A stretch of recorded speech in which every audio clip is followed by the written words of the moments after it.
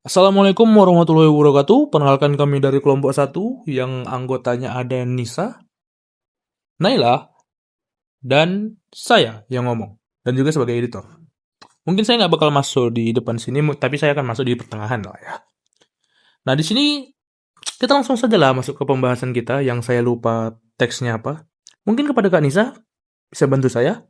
Saya persilahkan. Assalamualaikum warahmatullahi wabarakatuh. Halo teman-teman semua. Nah, pada video kali ini kami akan membahas terkait tentang ilustrasi akad-akad jual beli dan sewa yang diaplikasikan dalam produk-produk pembiayaan perbankan syariah. Pasti teman-teman pada penasaran gak sih? Untuk itu, tetap stay tune ya. Nah, kami akan membahas 5 akad-akad jual beli dan sewa yang diaplikasikan dalam produk-produk pembiayaan perbankan syariah. Yang pertama itu ada akad murabahah. Apa sih itu murabahah?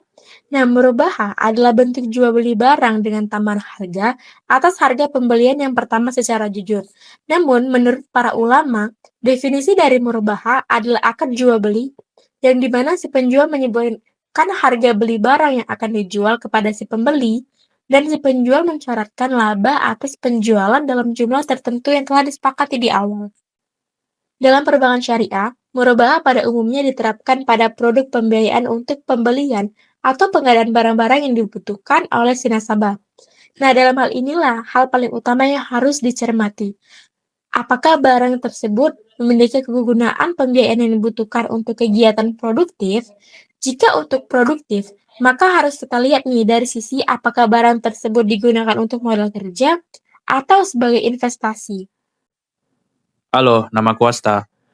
Di sini kita langsung aja masuk ke contoh skema murabahah, biar kalian langsung paham sih. Oke. Nah suatu hari, ada seorang pria bernama Pak Joko. Nah dia pengen banget tuh punya motor. Tapi uangnya nggak ada untuk beli. Lalu, gimana pikirnya ya supaya dia punya motor? Lalu, bapak itu datang ke saya. Dia bilang, Asta, bapak mau beli motor nih. Cuman uang bapak kurang. Kalau nyicil, bapak dengar-dengar itu riba sih. Jadi takut. Katanya masuk neraka bapak. Lah saya sebagai mahasiswa perbankan syariah langsung bilang dong, mending bapak ke bank syariah aja pak. Di situ ada akad murabahah. Nah kalau bapak pakai akad murabahah, nanti bapak bisa nyicil secara syariah. Dan dijamin nggak ada ribanya sama sekali.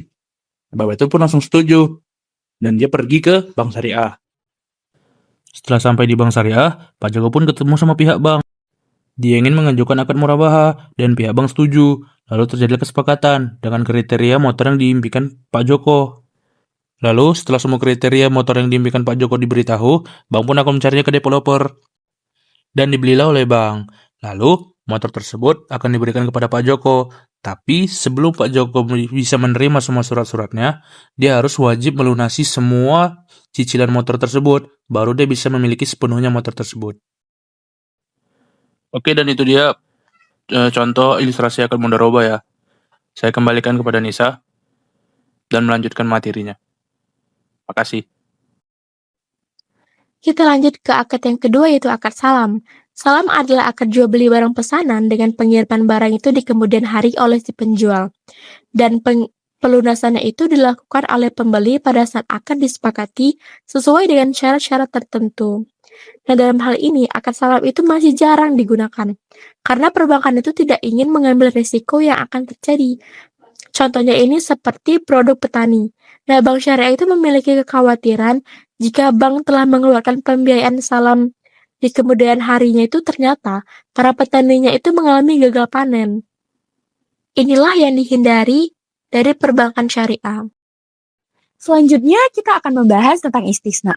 Nah, apa sih definisi istisna?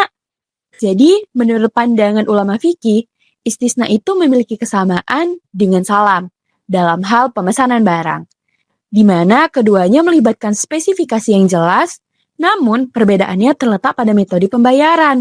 Dalam salam, pembayaran dilakukan di awal, sedangkan istisna dapat dilakukan secara tunai, angsuran, atau di akhir kontrak.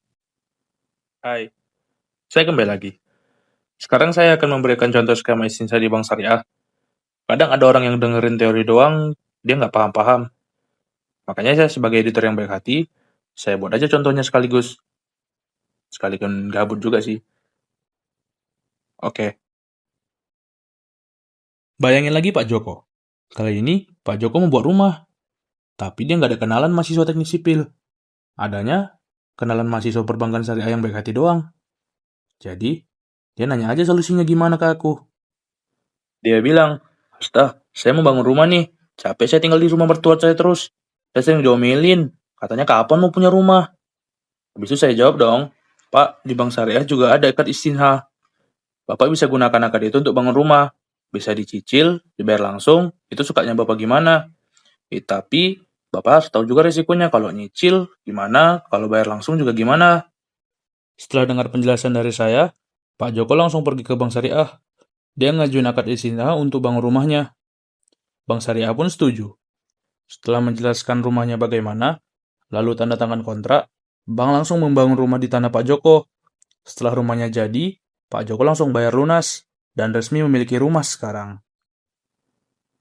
Oke, itu dia contoh skema akad istisna dalam praktik perbankan syariah. Saya kembalikan lagi ke Naila. Terima kasih. Selanjutnya, kita akan membahas al-ijarah. Al-ijarah berasal dari kata al-ajru atau al-iwadu yang artinya menggantikan. Dalam bahasa Arab, al-ijarah diartikan sebagai suatu jenis akad yang digunakan untuk menggantikan suatu jumlah tertentu. Menurut syara, al-ijarah adalah jenis kontrak yang dapat diambil manfaatnya dengan jalan pengganti. Al-ijarah adalah akad untuk mengalihkan hak penerima manfaat dari suatu produk atau jasa dengan membayar sewa tanpa mengalihkan kepemilikan kepada perusahaan jasa dalam jangka waktu tertentu atas barang dan atau sewa upah. Lalu, bagaimana penerapan akad ijarah pada produk pembiayaan bank syariah? Nah, lembaga keuangan syariah atau perbankan syariah memiliki model-model pembiayaan yang dimaksudkan pada sewa-menyewa manfaat atau ijarah dan ditujukan pada pembiayaan umroh. Pada praktik di lembaga keuangan syariah ada dua model sewa-menyewa.